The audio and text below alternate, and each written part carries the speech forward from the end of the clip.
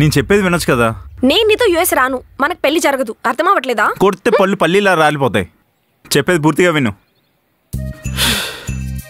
నాకు తెలిసిన ఒక సిద్ధాంతం ఉన్నాడు. ఆయన ఇలాంటి విషయాలు చాలా ఫేమస్. పెద్ద పెద్ద ప్రాబ్లమ్స్ కూడా ఈజీగా సొల్యూషన్ కనిపెడతారు తెలుసా. Even Elon Musk, Mukesh Ambani, Anant Ambani వీళ్ళందరూ ఆయన అపాయింట్మెంట్ కోసం ఎదురు చూస్తూ ఉంటారు. కానీ ఆయనే డేట్స్ ఇవ్వడు. ఆయన దగ్గరికి వెళ్దామా? నువ్వు ఇలాంటివన్నీ నమ్మావు కదా, నీకైనా ఎలా తెలుసు? అవన్నీ నీకెందుకు?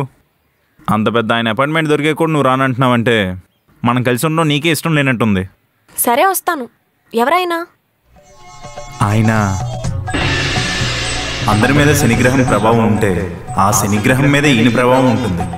అంటే అదే ఏ గ్రహాలు ఏ స్థితిగతిలో ఉండాలో ఆ గూగుల్ కంటే ముందు ఈ బాబాకే తెలిసింది.